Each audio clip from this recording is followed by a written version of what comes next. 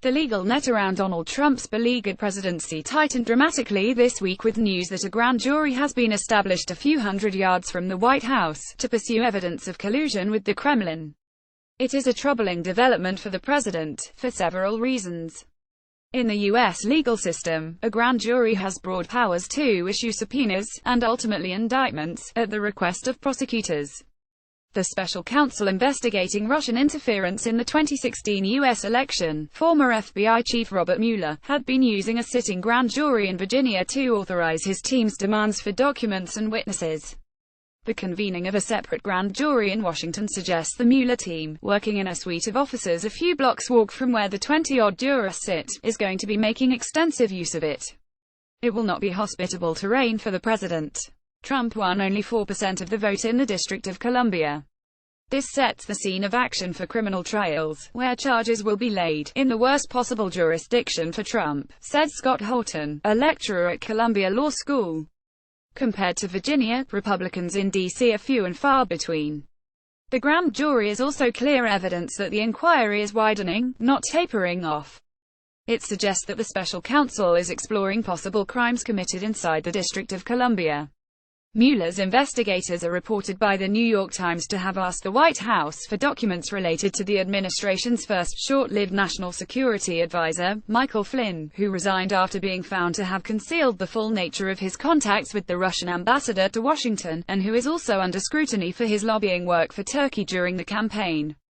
Meanwhile, a report from Vox that senior FBI officials have been told to consider themselves potential witnesses in an investigation of Trump for obstruction of justice. The former FBI Director James Comey, Mueller's successor in the post, has testified that Trump tried to put pressure on him to drop the Flynn investigation. After Comey rebuffed the pressure and refused to swear personal loyalty to Trump, he was fired. On May 9, Trump denies trying to coerce Comey into dropping the case, but this is not simply one man's word against another's. Comey made extensive notes and kept the inner circle of top FBI aides informed of daily developments. This sets the scene of action for criminal trials, in the worst possible jurisdiction for Trump. Scott Horton, Columbia Law School. In the investigation into the obstruction of justice, the White House is the potential crime scene. That is where Trump contrived to be alone on 2 occasions with Comey and where the alleged arm twisting took place. In the Watergate scandal, to which the Russian influence affair is drawing inevitable comparisons, it was the cover-up that ultimately proved fatal to Richard Nixon's presidency. It is increasingly possible the same fate could befall Trump. On Tuesday, after adamant denials from Trump's lawyer, the White House admitted that Trump had weighed in as any father would in drafting a misleading statement about his son's June 2016 meeting with a Russian lawyer with strong Kremlin and intelligence links. The statement said the meeting was about adoptions of Russian children by U.S. nationals. An email exchange released later by Donald Trump Jr. showed that the Russian lawyer Natalia Veselnitskaya was in fact offering damaging material on Hillary Clinton. Reuters has reported that the grand jury in Washington had already issued subpoenas connected to that meeting at Trump Tower in New York, another sign that the investigation is closing in on the Trump family. Trump Jr's rapid emailed response to the Russian offer of dirt on Clinton, "If it's what you say I love it," suggests at least an appetite for collusion, like his father's own call a month later, in July 2016, for Russia to find thousands of Clinton's missing emails. The Trump campaign later denied the public appeal represented an encouragement for Moscow to hack his opponent's private server. Trump Jr. has claimed nothing came of the June meeting with Veselnitskaya. Grand jury subpoenas could oblige the president's son and other participants at the meeting, including Trump's son-in-law, Jared Kushner, and his former campaign manager, Paul Manafort, to testify under oath about what really happened in Trump Tower. Manafort, who ran the campaign for 3 months in the summer of 2016, has been widely reported to be a focal point of the Mueller inquiry and the FBI investigation before that. Having worked as an advisor to Moscow-backed figures in Ukraine, he represents one of the links between Trump and Moscow.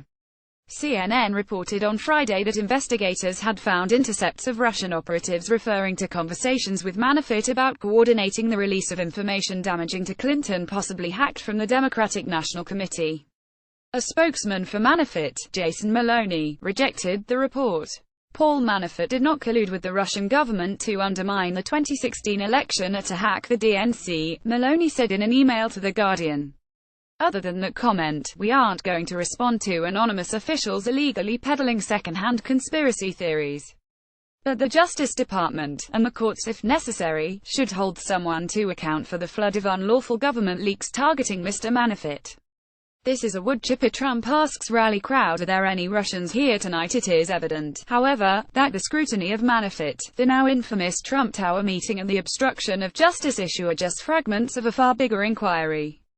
Almost all the 16 lawyers now on Mueller's team are specialists in money laundering and other financial crimes, suggesting that the investigation will spend much of its time unwinding the complexities of the Trump and Kushner real estate empires, looking for where the money has come from to keep them afloat.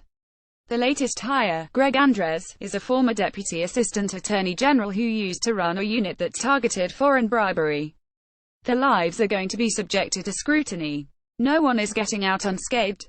That's why Trump is so terrified. Malcolm Nance, former U.S. intelligence officer. The Mueller Dream Team now has the top 14 financial crimes prosecutors in America, said Malcolm Nance, a former U.S. intelligence officer and the author of a book on Moscow's role in the 2016 U.S. election, The Plot to Hack America. Nance predicted that the Mueller investigation would look into every corner of Trump and Kushner's past business dealings. The wheels of justice grind finely and slow, but this is a wood chipper, and all these various items are going to get fed into it. Flynn, Jared Kushner, Trump, Manafort and anyone who has been assigned to the White House over this period, Nance said. Their entire lives are going to be subjected to scrutiny. No one is getting out unscathed. That's why Trump is so terrified. In a New York Times interview last month, Trump appeared to suggest that a probe of his financial dealings beyond direct links with Russia would represent a violation, a possible red line, which Mueller should not cross. He would not be drawn on whether he would seek to have the special counsel sacked in that eventuality, because I don't think it's going to happen. Firing Mueller would come at a high price, triggering uproar in Washington, alienating some Republicans in Congress. 2 bipartisan bills were drafted this week aimed at blocking Trump from doing just that. Even if the president managed to rid himself of the troublesome special counsel, he would have no guarantee that he could kill off the investigation. The work of other members of the team and of the grand juries would continue. Trump has also been reported to be exploring the possibility of issuing pardons to family members and other associates found to have broken the law, including even pardoning himself, a stretch of executive prerogative into uncharted territory. For now, his strategy is to seek to drain the legitimacy of the special counsel and the FBI, ridiculing the investigation as a witch hunt. His supporters are counter-investigating the Mueller team, looking for weaknesses and points of leverage and portraying the investigators as operatives of an amorphous deep state. They can't beat us at the voting booths, so they're trying to cheat you out of the future and the future that you want, Trump told a rally in West Virginia on Thursday, fueling the mood of paranoia among his most committed supporters. That strategy looks ahead to an endgame in which the Mueller investigation comes into its conclusion, next year or possibly even later than that.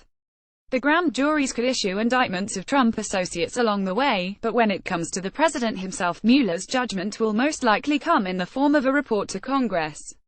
It will then be up to the House of Representatives whether to proceed with impeachment and then the Senate to decide his guilt. Those will be political judgments. Until now, only a few Republicans have broken ranks openly against Trump. The president's general approval ratings have slid to the mid-30s, but they are still high among his core supporters in battleground states, who believe fervently in deep state conspiracies. Any Republicans voting for impeachment would have to watch their back. The unfolding investigation could topple a president, or it could just as easily divide and wound the country even more grievously than it is now.